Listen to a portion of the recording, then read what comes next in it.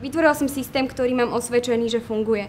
A teraz tento systém chcem, aby išiel ďalej, aby sa šíril, aby mal svojich trénerov, aby mal svojich lektorov, aby mal svojich koučov, aby čo najviac ľudí mohli prísť na takýto tréning a zistiť, hej, ja mám hlas, ja mám posolstvo a to posolstvo má váhu a ja som schopný to povedať tak, aby to ľudia počuli, aby to pochopili a aby sa ich to dotklo a aby mali chuť ako pochodovať alebo aby mali chuť zmeniť niečo.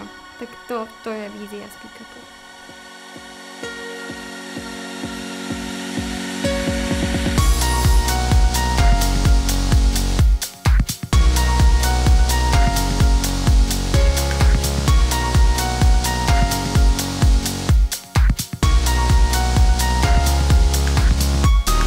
O Speak Upe viem, že je to také dieťa Katky. A keďže ma baví prednášať a to by som aj chcela robiť, tak som sa prihlásila. Prebiehal skvelo, v atmosfére úžasných ľudí, ktorí chcú napredovať a ktorí chcú na sebe pracovať.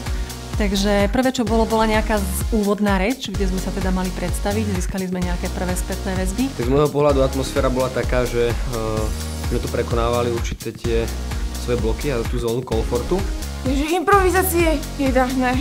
Že ja nechcem ísť na improvizácie. On ide, Peťka, ideš prvá, poď. Takže miestami to bolo uvoľnené a miestami to bolo naozaj napäté. Mám na starosti ľudí a potrebujem s tými ľuďmi pracovať, potrebujem pracovať so zákazníkmi. A potreboval som nejakým spôsobom získať skúsenosť a spätnú väzbu, ako to robiť inak, pretože hovoriť na seba len do zrkadla by mi toľko nepomohlo. Speak Up je úžasný v tom, že je to zážitkový program.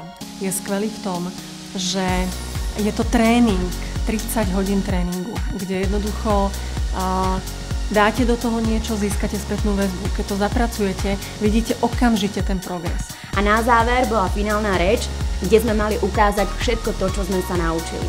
A ako bolo vidieť neuveriteľný progres všetkých nás rečníkov, že sme zúžitkovali všetky tie teoretické vedomosti a ten výsledok bol skvelý.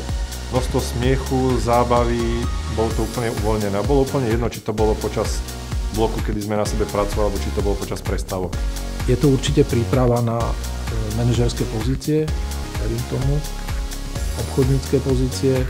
Dokonca si myslím, že by to mohla byť aj taká ľahká príprava na politické pozície. Tento kurz by som odporúčala aj študentom v škole, ktorí by sa chceli naučiť, ako správne prezentovať, či v PowerPointe, alebo správne odpovedať pri ústnej skúške. Ľuďom, ktorí sa chcú živiť slovom.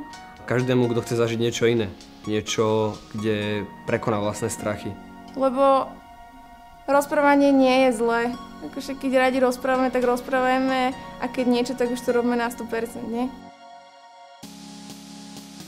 Keď skončil prvý Speak Up, tak som bola absolútne unesená a pozitívne prekvapená tým, čo sa nám podarilo vybudovať.